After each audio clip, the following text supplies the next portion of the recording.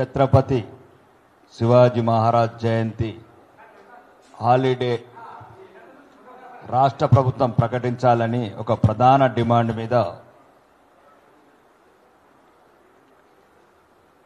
ఈ సమావేశం ఏర్పాటు చేయడం జరిగింది. ఈ సమావేశానికి విచ్చేసిన వేదిక మీద ఉన్న పెద్దలు, ముఖ్యంగా నాకు అందరి పేర్లు ఏం తెలియగానే ఒక చౌహాన్ గారు నన్ను ఆహ్వానించారు. మిగతా అందరు పెద్దలు, ధర్మం గురించి పోరాడుతున్నా, ధర్మం గురించి ప్రయత్నం చేస్తున్నా, హిందూ ధర్మానికి తోడ్పాటు అందిస్తున్న మిగతా వేదిక మీద ఉన్న పెద్దలు, మరియు ముఖ్యంగా మీడియా మిత్రులు, ఛత్రపతి శివాజీ గారి జయంతిని సెలవు దినంగా ఎందుకు ప్రకటించాలి?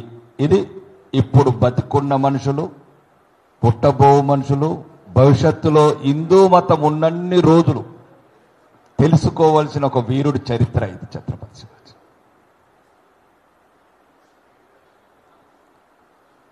వేలాది సంవత్సరాలుగా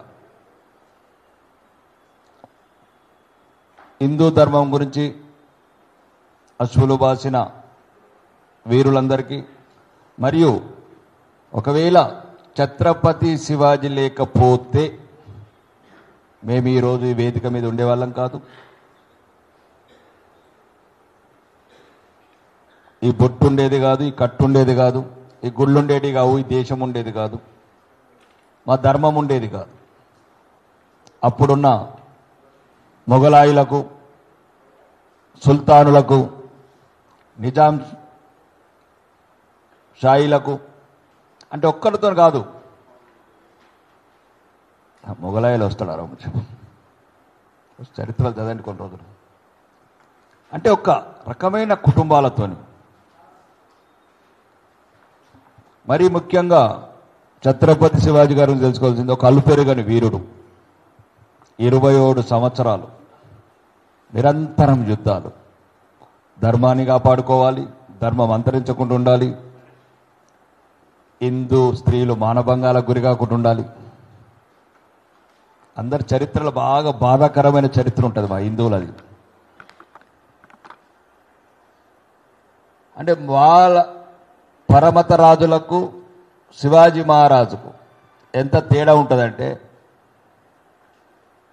ముస్లిం రాజులు ఖిల్జీ కావచ్చు, తైమూర్ కావచ్చు, ఔరంగజేబు కావచ్చు,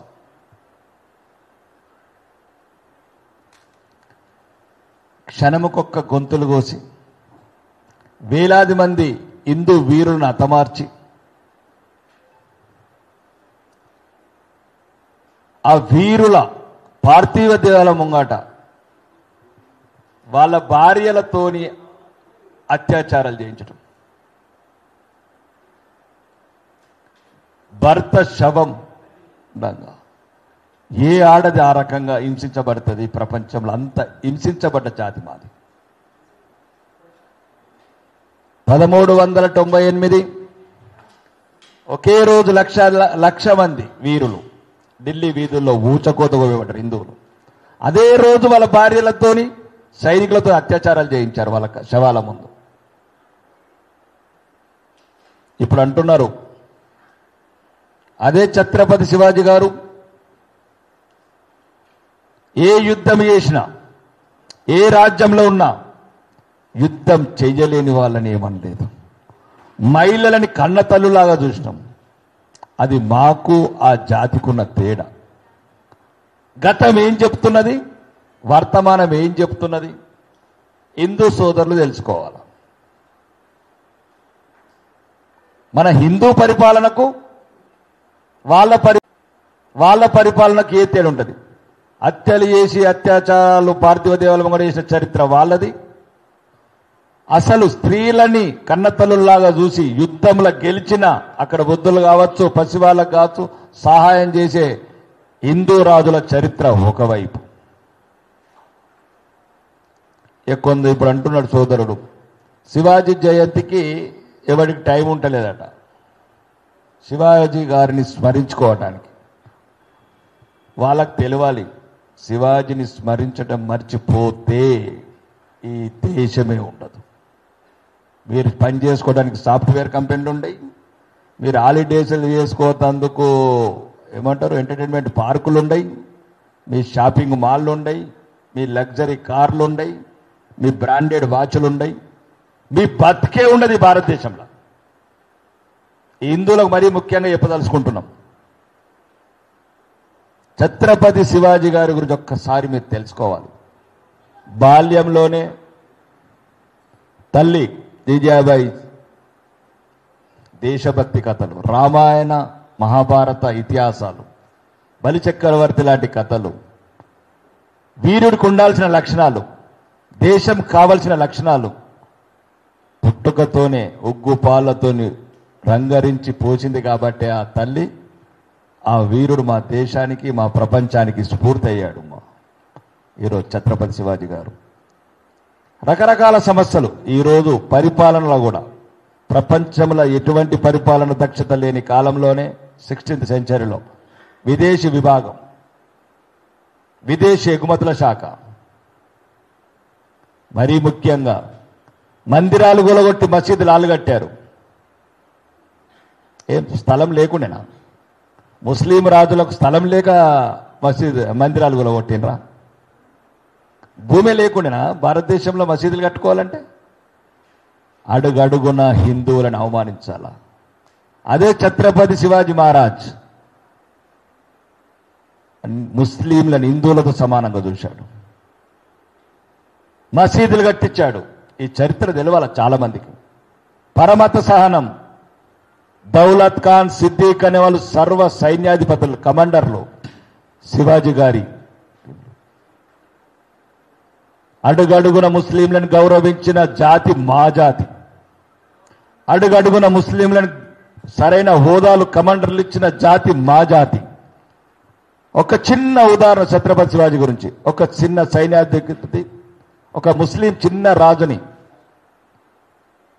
ఓడించి, ఆ రాజు ముస్లిం రాజు అందమైన కోడల్ని తీసుకొచ్చి శివాజీ మహారాజు ముంగట నిలబెడితే, చాలా అందమైన ఒకటే అన్నాడు శివాజీ మహారాజ్, అమ్మా నీ అందం నా తల్లికుంటే నేను ఇంకా అందంగా పుట్టేవాడిని, నువ్వు నా తల్లిలాగా గౌరవించి కానుకలతోని గౌరవంతో మళ్ళీ ఆ రాజ్యానికి పంపించిన చరిత్ర హిందూ రాజు.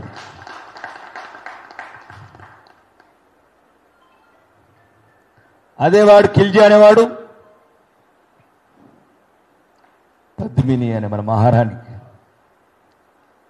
6 నెలలు యుద్ధం చేసి దేశాన్ని అల్లకల్లోలం చేసి 8,000 మంది ఆడవాళ్ళని అగ్నికాహుతి చేసిన చరిత్ర వాళ్ళది. మీకు హిందువులందరూ నేర్చుకోవాలా గతం వర్తమానం ఏం జరుగుతుంది, అదే మీ భవిష్యత్తుకు మీరు ఎలా ఉండాలో తెలుస్తుంది. శివాజీ మహారాజు ఒక్క రంగంలో కాదు, ఒక వీరుడు, ఒక పరిపాలన దక్షకుడు, ధర్మరక్షకుడు. ఈరోజు హిందూ మతం ప్రపంచం నిలబడి ఉన్నదంటే దానికి ముఖ్య కారణం ఛత్రపతి శివాజీ గారు. ఎందుకు అడుగుతున్నా విచ్చేసి మనకు నిజంగానే ఈరోజు మేడ్ మై డే అని ఇంగ్లీష్లో అంటారు, అలాగే నేను కూడా మా ప్రోగ్రామ్కి వచ్చి నిజంగానే you are made by our day sir by coming to this program. ఎందుకంటే ఈ ప్రోగ్రాం గురించి చాలా వివరాలు ఉన్నాయి. మనం డీటెయిల్గా 2 years నుంచి మేము పని చేస్తున్నాము దాని గురించి కొద్దిగా మాట్లాడాలి. ఫ్యూచర్ ప్రోగ్రామ్స్ ఏం చేయబోతున్నాం దాని గురించి కూడా మాట్లాడాలి. అలాగే వేదిక పైన ఉన్న ముఖ్యమైన అతిథులు, మా మిత్రులు, కమిటీ మెంబర్స్కి నేను చాలా చాలా ధన్యవాదాలు చెప్తున్నాను. విచ్చేశారు. ఈ ప్రోగ్రాంలో భాగంగా మీరందరూ మాతో పనిచేస్తున్నారు. ఫౌండేషన్లో మన యాజ్ ఎ టీమ్ మనం పనిచేస్తున్నాము. చాలా ధన్యవాదాలు అండి. దాని గురించి మన ఫౌండేషన్ స్టార్ట్ అయింది 2 years బ్యాక్. ఫౌండేషన్ పేరు శ్రీ ఛత్రపతి శివాజీ మహారాజ్ ఫౌండేషన్. ఈ ఫౌండేషన్ స్టార్ట్ చేయడానికి రీజన్స్ చాలా ఉన్నాయి. ఎందుకంటే Sanatana Dharma that is an important subject అందరికీ. Nowadays it's a trending word. కానీ ఇది చాలా లేట్ అయింది. యాక్చువల్గా మనం చేయాల్సిన పని చాలా ఇంకా ఉన్నాయి. కానీ బేసిక్గా మన ప్రాబ్లమ్స్ అనే సొసైటీలో ఏం జరుగుతుంది, ఎందుకు మనం వీఆర్ నాట్ మూవింగ్ ఫార్వర్డ్, ఎందుకు హిందూస్ ఆర్ నాట్ యునైటెడ్, ఎందుకు Hindus are not coming forward అనే కాన్సెప్ట్ మనం చాలా ఆలోచించాం. ఏం చేస్తే what will be we are adding as a drop to the sea. ఒక డ్రాప్ యాడ్ అయితే కూడా చాలు, కానీ we have to come forward. మనం ఒక యాక్షన్ తీసుకోవాలి. మనం అనుకున్నది సాధించాలంటే స్టెప్స్ తీసుకోవాలి. నాకు అనిపించింది ఏంటంటే, if we follow Shri Chhatrapati Shivaji Maharaj, we take him, అంటే మనం ఆయనకు స్ఫూర్తిగా మనం అఫ్కోర్స్ తీసుకుంటాము, కానీ ఆయన రహదారిలో మనం నడుస్తున్నామా, ఆయన చేసిన త్యాగాలు, ఆయన చేసిన contribution, efforts, hard work, struggles నిజంగా అందరికీ తెలుసా డీటెయిల్గా? ఓకే, మనం గోయింగ్ ఫార్వర్డ్ ఏం చేయాలి? మళ్ళీ ఆయన విజన్ హైందవీ స్వరాజ్, హిందువుల రాజ్యం కావాలని ఆ రోజు ఆయన అనుకున్న ఆయన డ్రీమ్ అన్నమాట. దాని గురించి మనం ఆలోచిస్తున్నామా? ఆయన డ్రీమ్కి మనం ఫుల్ఫిల్ చేస్తున్నామా? మనం ఇంప్లిమెంట్ చేస్తున్నామా? చేస్తలేము. కానీ మన మైండ్ సెట్స్ వల్లనే చాలా we are very backward. So Shivaji Maharaj స్ఫూర్తి తీసుకొని మనం ఒక మైండ్ సెట్ ఎలా చేంజ్ చేయాలి, మన మైండ్ సెటే, మనం అంటే హిందూస్ అంటే నేను కూడా వస్తాను దాంట్లో. Mindset was the biggest reason. మన మైండ్ సెట్ ఎలా చేంజ్ చేయాలి, మనం how we can become a warrior. ఒక వారియర్ మైండ్ సెట్, యోధుడు మైండ్ సెట్ మనకు కావాలి. ఎలా కావాలి అంటే, we took it, Shivaji Maharaj the only king, only వీరుడు మనకు ఇన్స్పైర్ చేయడానికి. That was the only reason to take him as an inspiration, move forward. Okay, then what should be done? Okay, he is our inspiration, but steps what should be done? Then when we seen back future, past and all, చూస్తే ఏంటంటే Jayanthi's are celebrated. Shivaji జయంతి మా celebrations ఆ రోజు అవుతాయి, 19th రోజు అవుతుంది. దాని తర్వాత people forget about Shivaji Maharaj. అంటే ఆ రోజే ఎందుకు మనం శివాజీ మహారాజ్కి గుర్తించాలి? What other steps we can take? Shivaji Maharaj గురించి అందరు భారతీయులు అందరూ తెలుసుకోవాలి. ఎలా అవుట్ ఈస్ పాసిబుల్ అంటే, again one more thing we found that on Jayanti there is a working day, people are busy. Jayanti celebrations రావడానికి కూడా చాలా ప్రాబ్లమ్స్ అవుతున్నాయి. అందరు మనసులో ఉంటుంది జయంతి అటెండ్ కావాలని. నేను వెన్ ఐ కాల్ పీపుల్, నేను అందరికి పిలుస్తాను, రండి జయంతి సెలబ్రేట్ చేద్దామంటే వాళ్ళు రీజన్స్ ఇస్తారు. మేము బిజీ ఉన్నాము, మేము ఆఫీస్ ఉంది. అరే సండే ఉంటే మేము వస్తాం కదా, హాలిడే ఉంటే వస్తాం కదా అంటే ఆ థాట్ మనకు క్లిక్ అయింది అప్పుడే. అరే ఇది హాలిడే ఎందుకు లేదు? యాక్చువల్గా ఇది ఎప్పుడో హాలిడే రావాల్సింది. ఇది చిన్న విషయం కాదండి హాలిడే. అరే కాదు, holiday is a must to celebrate జన్మోత్సవం.